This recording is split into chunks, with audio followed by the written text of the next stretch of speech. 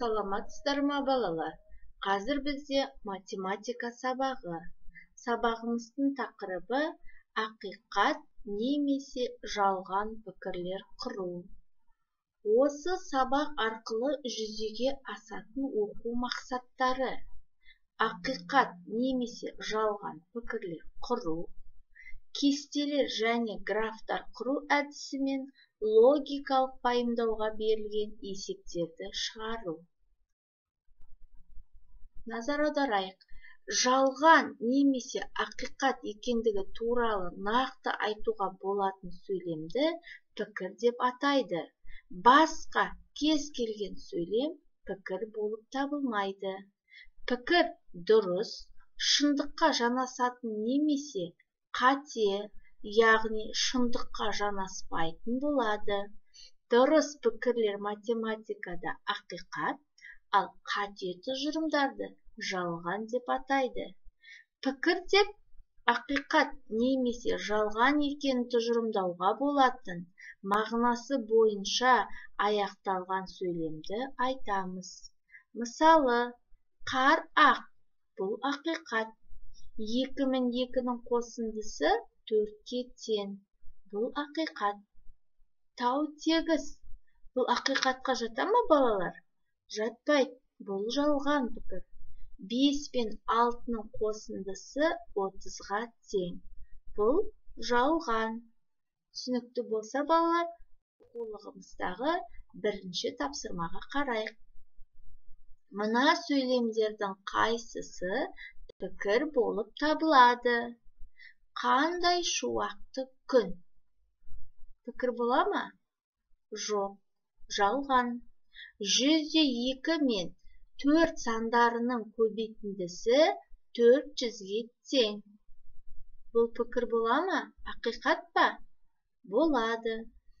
Сіз табиғат аясында демалуды ұнатасыз ба? Бұл пікірге жата ма балалар? Жатпайды. Бұл сұраулы сөйлем. Жақсы балалар, енді әрі қарай өздеріңіз жауап беріп көріңіздер. Астана Қазақстан Республикасының бас қаласы. 8 жұп сан. Ай жердің серігі. 3 және 5 сандарының қосындысы 8-ге тең. Сіз театрға бардыңыз ба? Өтінемін, маған кітапты алып келіңізші. Жақсы балалар, сендер дұрыс жауап берді деп ойлаймын. Келесі екінші тапсырмаға назар аударайық. Балалар, суретте кімдерді көріп тұрсыңдар? Олар қайда демалып отыр? Ал енді осыған байланысты жалған немесе ақиқат екенін анықтап көрейік. Табиғат аясында демалғаннан кейін қоқыс заттарды шашып кетуге болады. Ақиқат па, жалған ба? Жалған. Шашып кетуге болмайды. Табиғат аясында демалғанда спорттық ойындар ұйымдастыруға болмайды. Өздеріңіз жауап беріп көріңіздер. Ақиқат па, жалған ба? Келесі. Табиғат аясында демалғанда домбырамен ән салуға болады. Табиғат аясында демалғанда суға түсуге болмайды. Табиғат аясында демалғаннан кейін жаққан отты сөндіру қажет емес. Табиғат аясында демалғанда балық аулауға болады. Табиғат аясында демалғанда суретке түсуге болмайды. Табиғат аясында демалғанда атпен серуендеуге болады. Табиғат аясында демалғанда қайықпен серуендеуге болмайды. Жақсы балалар, сендер дұрыс жауап берді деп ойлаймын. Келесі тапсырма. Сырым мен Алия топтағы оқушылардан табиғат аясында қалай демалғанды ұнататындарын сұрады. Олардың жауабын кестеге түсірді. Кестені пайдаланып, ақиқат немесе жалған пікірлер құрастыр. Мысалы, Айша тауға шығуды ұнатады. Бұл ақиқат. Ал атпен серуендеуді Айша ұнатады ма екен? Жоқ, Айша атпен серуендеуді ұнатпайды, бұл жалған. Айша жидек теруді ұнатады. Бұл ақиқат. Осылай балалар, өздеріңіз ақиқат немесе жалған пікір екенін құрастырып айтып көріңіздер. Сендерге сәттілік.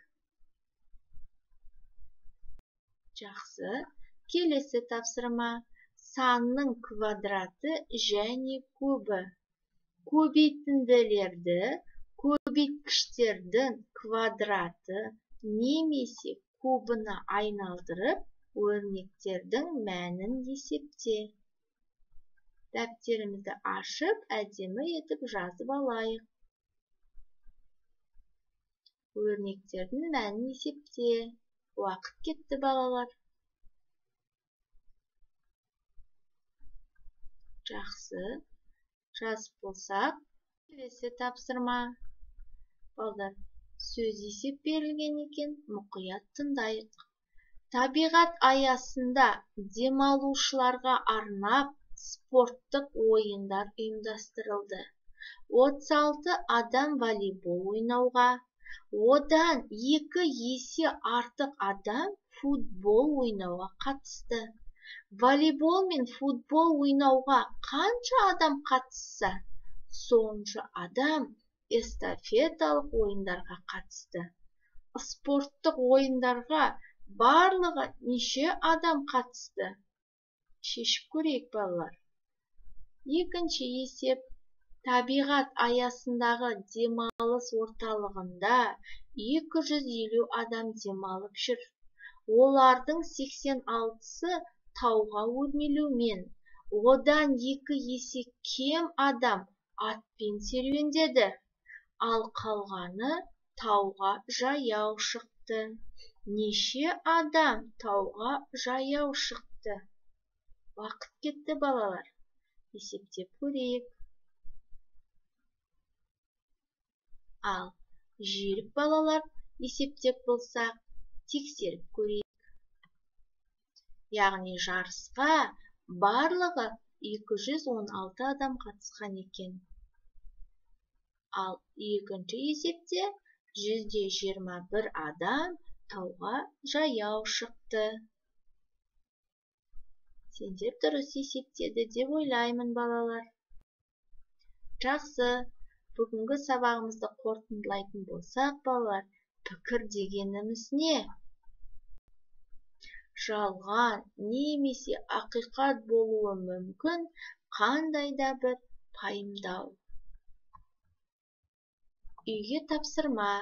41-ші беттегі номері 7-ші есеп. Осымен бүгінгі сабағымыз аяқталды. Сау болыңыздар.